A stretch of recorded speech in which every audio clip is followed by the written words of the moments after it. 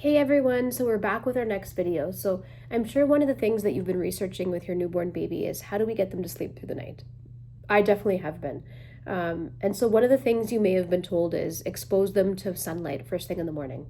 So does that actually help? So we'll do a little mini series looking at an evidence-based approach to questions like this. So for today's episode, we're going to focus on one paper, which I will link below.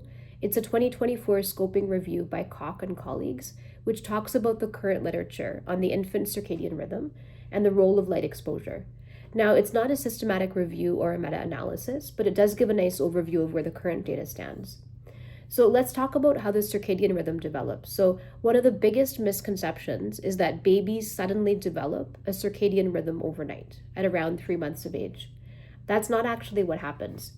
One of the most interesting parts of this review is they talk about how the circadian rhythm develops as a stepwise process, as opposed to a single milestone. So before birth, your baby's master biological clock, which is the suprachiasmatic nucleus, that's forming. And initially before birth, it's receiving signals from the mom via the placenta. But after birth, that clock has to calibrate and learn from the outside world. Now, two of the most important environmental cues are light exposure and breastfeeding, since breast milk contains hormones like cortisol and melatonin, which vary across the day. So around 2 months of age, things change. So the cortisol rhythm begins developing around 8 weeks, followed by the melatonin rhythm around 9 weeks. So the cortisol rhythm is important for wakefulness, so encouraging the brain to be awake, and the melatonin rhythm is important for promoting sleep. And those are actually two separate rhythms. And so what's interesting is that the daytime biology of wakefulness begins organizing itself before that nighttime biology of sleepiness is fully organized. And that's why sleep is something which gradually becomes more predictable for babies, as opposed to there being like a rapid sudden improvement overnight.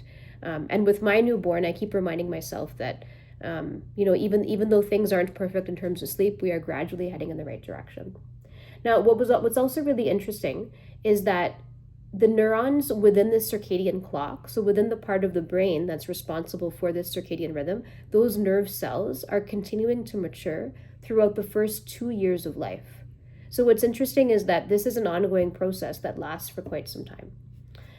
Now, why does light matter for developing the rhythm? So light is one of the strongest environmental signals to build the circadian rhythm. There are special cells in the retina which detect light and send that information directly to the brain's master clock. And this helps the body really synchronize the external environment with the body's internal rhythm. Now, from a research perspective, I guess one thing I want to point out is that in this review, they talk about how most of the research about the role of light is actually been done on preterm infants that were cared for in neonatal intensive care units, as opposed to healthy babies living at home. So always important to keep that in mind when we're thinking about the real life implications of scientific literature. Now, certainly the biology for the impact of morning light exposure is very compelling, but the clinical evidence is still developing. But of course, the biological evidence and clinical evidence, they're related, but not the same thing.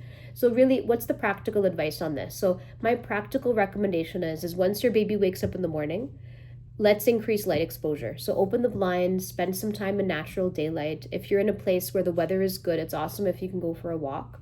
But do whatever's easy.